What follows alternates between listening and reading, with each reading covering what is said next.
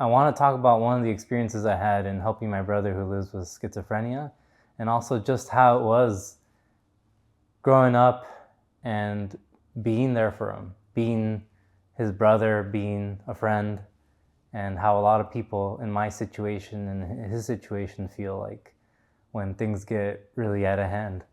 So, one story, and there's a lot of stories, especially if you're lucky enough to live with someone that has any form of psychosis and you're along for the ride and they are still healthy and well, you're gonna experience quite a few things.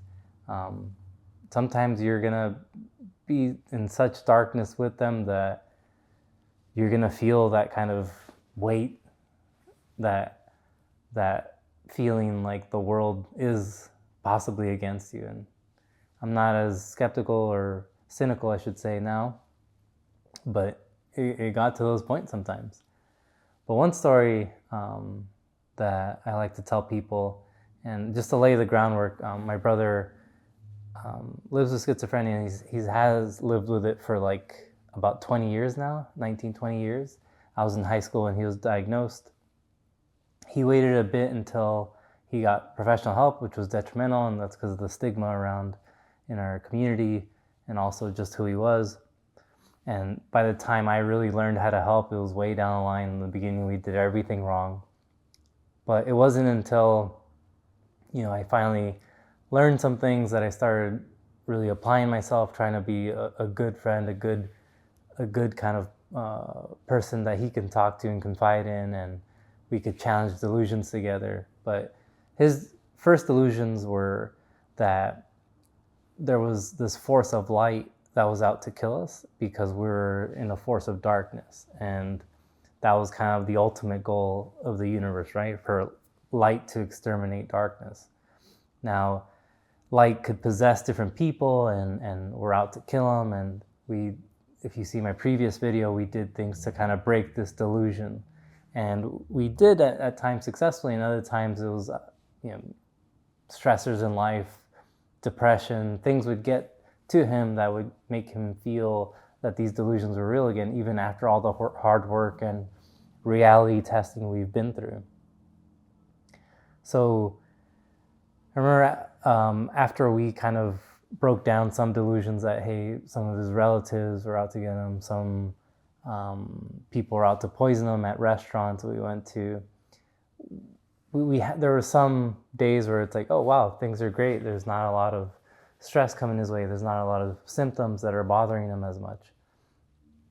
But then one year, he really wanted to start to fly again.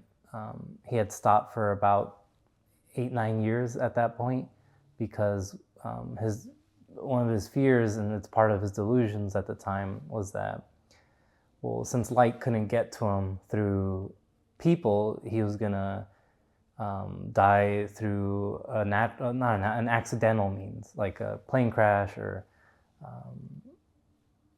plane crash was the main one because that's what he wanted to do, and that's what we later realized.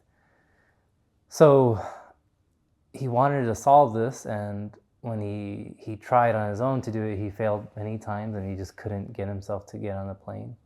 So he started developing this new delusion that if he met someone from this other state that he'd never been to, and I won't name the state just because it might interfere with the mechanics of the story, which is he thought this woman would be able to save us just by meeting her. So by that point, I was an expert in reality testing, and I was aggressive, so to speak, about helping him. And I was, you could say, a part-time caregiver, and I still sort of am. So I was like, okay, let's do it. And,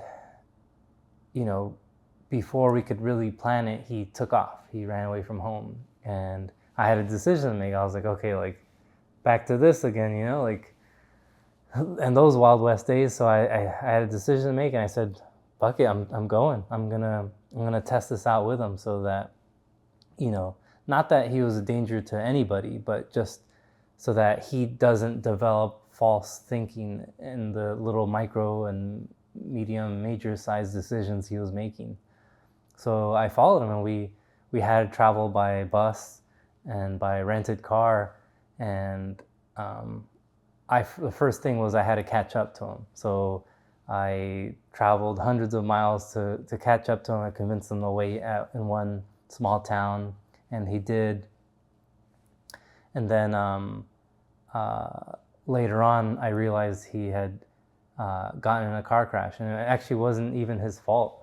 And someone actually hit him as he had a solid green, and that was a major kind of reawakening of his delusions. So he's like, okay, like maybe someone tried to like kill me in this like it wasn't a minor crash, but it was a small crash. They hit him from behind. No one was hurt. So I had to work through that, and I was like, okay, like asking him questions of like, oh, could it have just been an accident? Like I started using the techniques I had learned, and that kind of kept him chill enough, calm enough to continue the journey.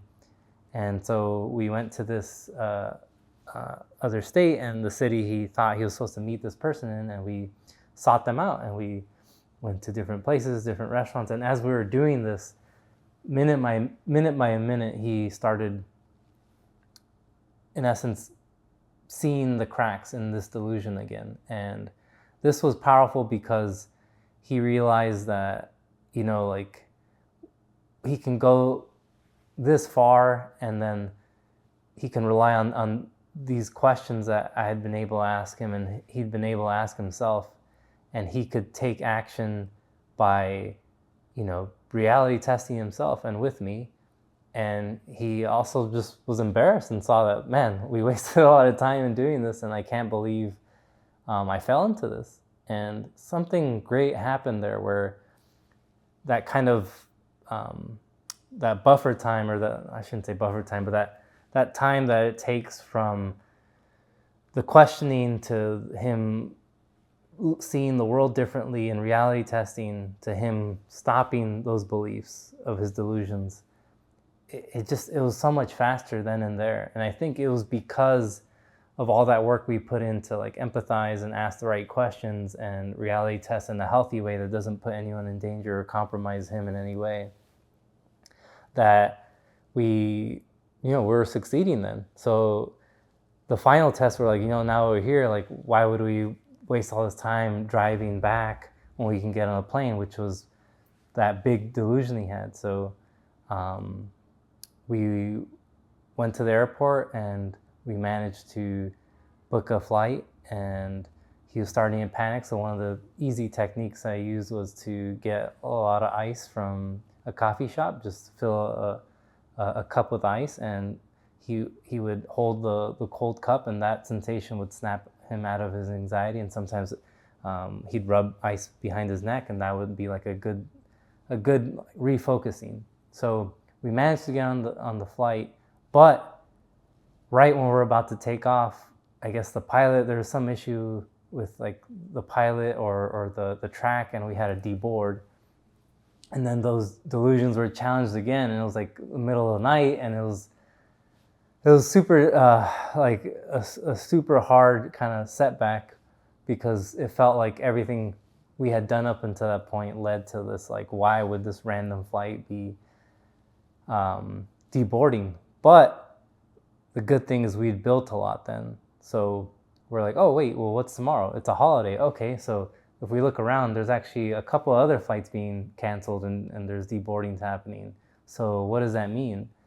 And so in time, he eventually gained that trust again, and we're able to fly overseas. It wasn't that day, but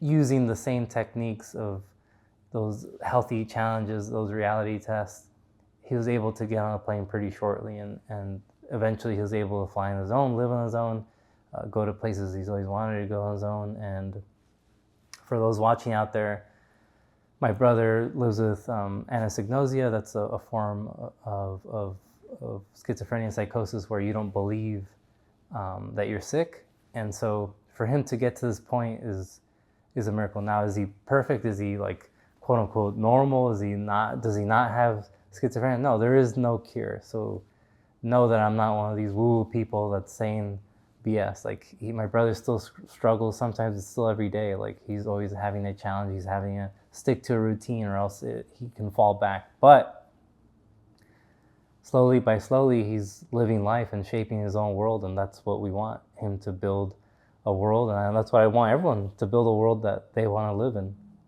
So that's a bit of my story, and I think me in the aftermath and during this process, it's been heavy, and I think a lot of caregivers are overseeing, and a lot of people that are just friends, you don't realize like the mental toll, like how many times you have to like step away from your reality for a bit to accommodate, while still holding on so you're not making bad decisions. How many dates you have to cancel on, how many times you get really angry at the person with that you care for that has psychosis. You get really frustrated. Sometimes you want to like yell and you want to like attack, but you know, obviously you have to be a good human and you have to do things right, and we're not animals. There's other times where, especially in the beginning, again, coming from that household, there's a lot of anger and rage and tension. So the first feeling most of us get is like you want to run. You want to run away from this problem that seems impossible to fix.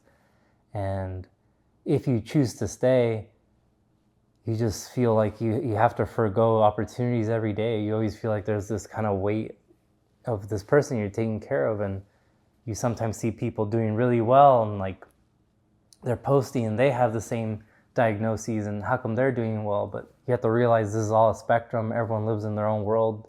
Some people have it more severe, and you can't compare. You just have to, just like you in your own life, you have to see what makes you happy. What can you do to create the world that you'll be happy with and will suffice for your personality and who you want to become? And everybody has that. You don't need money. And one thing about schizophrenia is no matter how rich or what kind of billionaire you are, you can't throw money at this. And that's taught me a lot. And the empathy it gives you is amazing. But yeah, like you sometimes it's a battle of like, this person's struggling, they need me, but I'm also like working, or I'm chasing my dreams. Like, what do I do? And many times it feels like an impossible balance. And you have to learn how much you want to allow yourself to give versus how much space you should give yourself. And that's super important. But yeah, a lot of people are going to say sometimes when you're dating, a lot of people are going to say, yeah, they're down for your life, you're cool, this and that, but then they get in the thick of it and they realize, oh shit, this is too much. I can't be involved. I'm not getting enough myself. Same with friendships as well. Like, especially when you're developing friendships, like people need your time and love and energy, and sometimes you need some reserves for this person, especially when you're working with them actively to help them. But once you come out of it, you do come out of it a stronger person, and you have these powers of entering worlds that you never had before, and empathizing and understanding, and you're able to help when sometimes no one else can. You're able to step in. So that's my take. And people that help aren't professionals, but I would say they're more important. And helping someone out with with a lot of knowledge for an hour a week does not beat a friend that's there for someone at any dark time, someone that's always hanging out and is going to be a pillar in their life. So I think we underestimate the power of being a good friend. That's just my take.